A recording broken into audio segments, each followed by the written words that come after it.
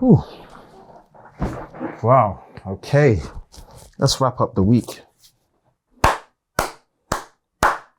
Clap sync. Q&A is in session. Yo, what is good, people? Ben from Lover of Tech. Hope you're all doing well. And welcome to another video. We are going to be doing a Q&A on the Pixel 6 Pro, as well as the Pixel 6. Yep, I put a question out there to pretty much ask me, you know, your questions of what you want to know about the Pixel 6 Pro and Pixel 6. And as of today is Sunday the 24th, a day before the review embargo lifts. I was meant to do it on Saturday, but delays and stuff. And yeah, I'm just getting around to it. So I posted a question on Twitter and I posted a question on my community tab on the YouTube channel to pretty much throw your questions about the Pixel 6 Pro and Pixel 6, and I'll try my best to answer them. It's been a week with them slightly over now. So yeah, why not? Let's pretty much get into it.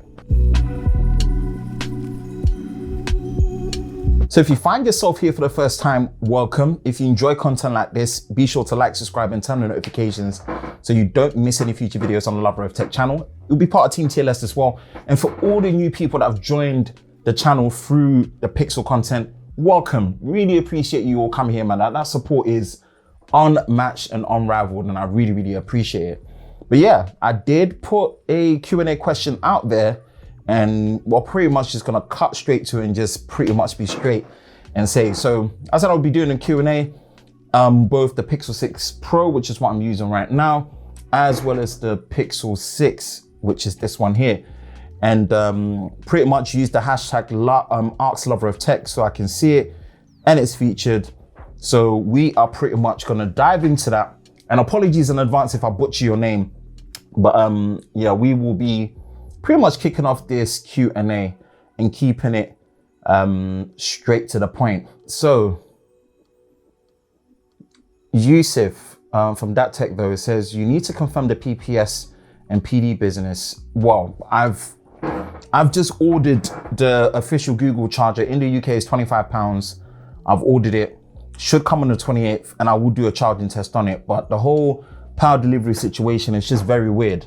Yeah, the Pixel 6 and Pixel 6 Pro, they are claimed to have 1% to 50% charge on the Pro and 1% to 30% charge in 30 minutes with the new 30-watt charger. But it doesn't use the standard power delivery, it's PPS.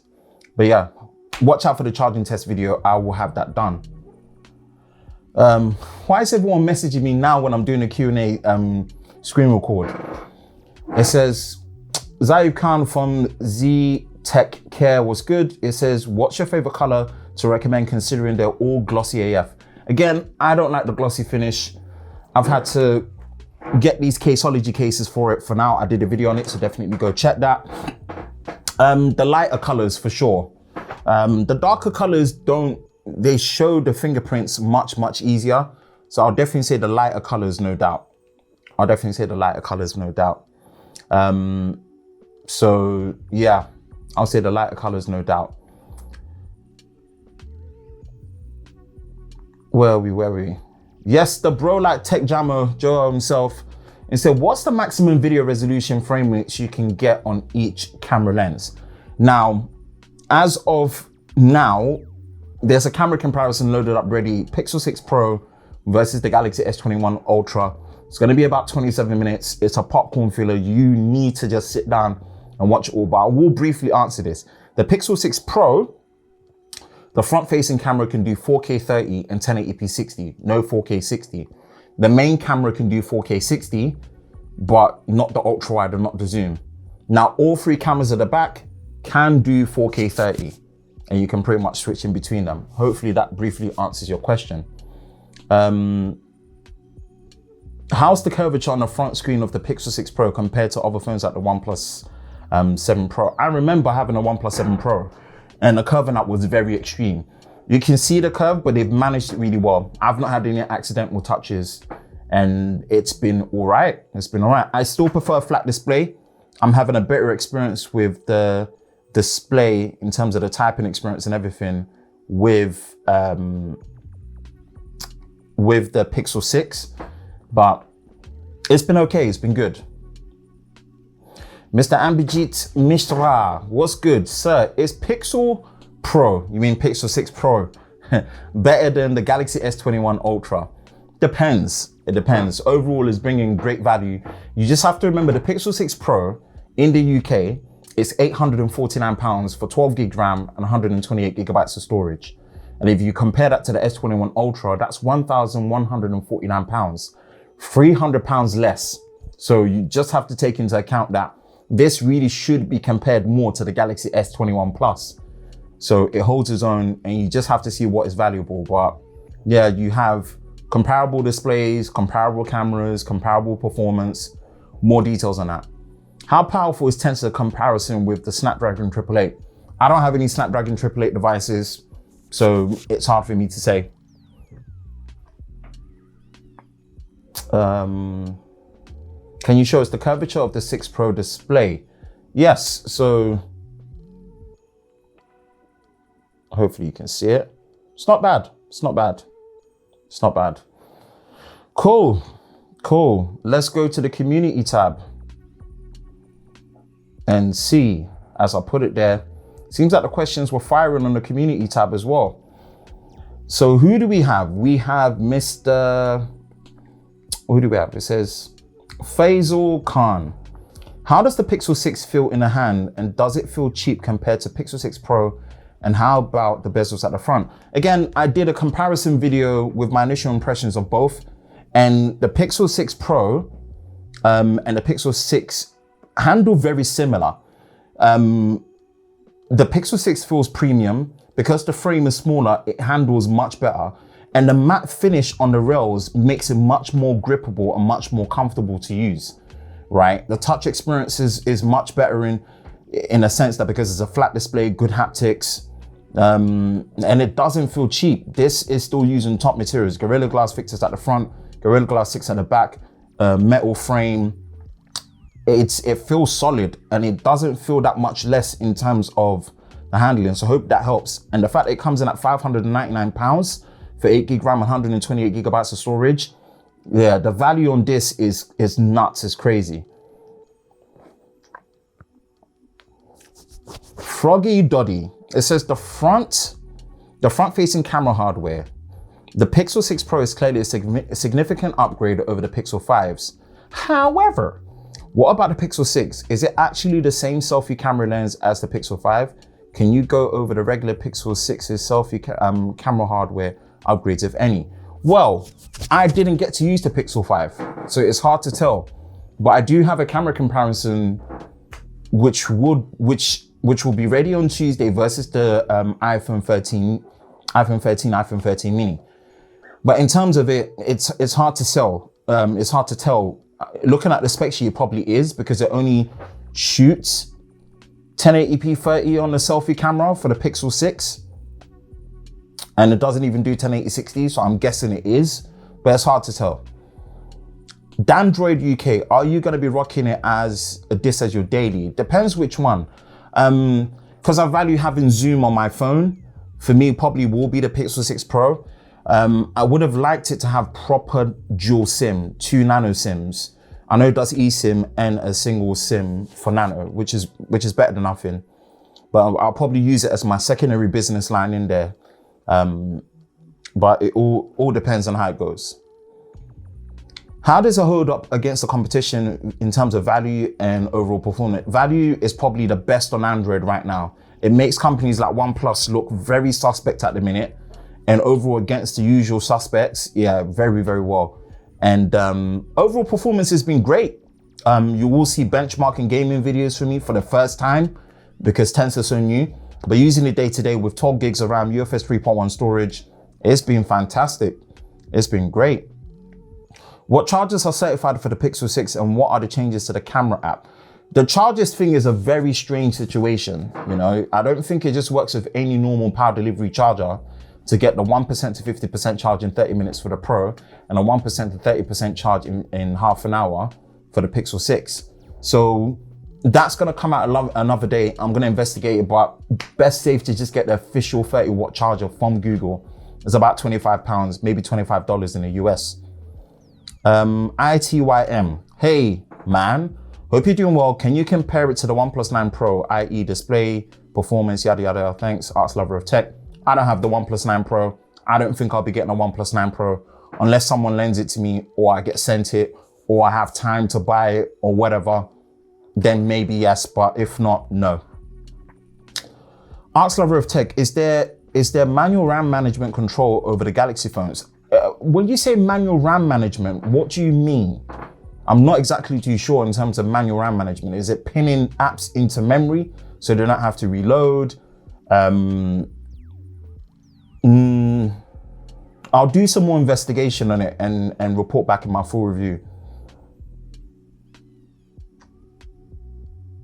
It said, this would be my first review on this channel. What I really want is to discover the display brightness is up to the Samsung Galaxy S21 Ultra and the iPhone 13 Pro. Overall display quality is great. I've asked Google in terms of the official numbers in terms of sustained and peak brightness, but I've used it broad daylight outside and it looks the same as the Galaxy S21 Ultra. I can't comment on the iPhone 13 Pro and 13 Pro Max. I don't have them. I don't know if I will get them this year, even if it's sent to me to use. So just bear that in mind in that sense. And also be sure to subscribe to the podcast news style channel, The Cut Down, as well, for a more chill take to your weekly tech news. Definitely subscribe there. So anyone that's come for Pixel content, go over to The Cut Down, subscribe. Let's get The Cut Down to 1,000 subscribers, man. Just remembering that as well. The brightness, quality, fluidity of the display versus the iPhone 13 Pro Max. I can't comment on the iPhone 13 Pro Max. I don't have it. But what's great is when you enable developer options on the Pixels, you can force 120 Hertz all the time, peak, which is great. I'm doing that. Probably gonna kill my battery, but it does use LTPO where it goes down from 10 Hertz all the way to 120 Hertz. When you enable frame rates and it shows you, I just forced it and I didn't need to, but I just thought, let me do it. You don't get that option on the Samsung, but on the Pixels you do. So in the dev options, you can just force 120 all the time. No charger, bad decision. And I agree. I really wish Google, for the first time that you've actually increased your charging tech from 18 to 30, that you gave us a charger in a box this time around. And then next time you took it away for trend or environment reasons. So not having it and having to spend another £25, it brings the total up for each device. But yeah. Tech Jammo, 4K 60 video on all cameras, ultra wide, wide, telephoto, selfie. Also, I wonder if it works with an external mic. I've answered your question already on Twitter, but in terms of external mics, because of you answering this, I'm gonna buy the $12 USB-C to 3.5mm headphone port and actually test that myself and get back to you. I'll test that for you. It says Red Devil says, what name? No, let's go back.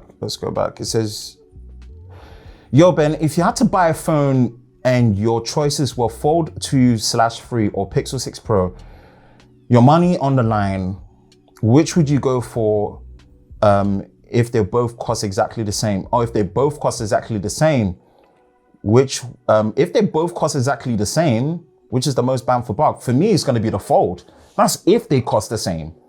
That's just me personally. I'm a big lover of the Fold series. That's just me being straight up and transparent.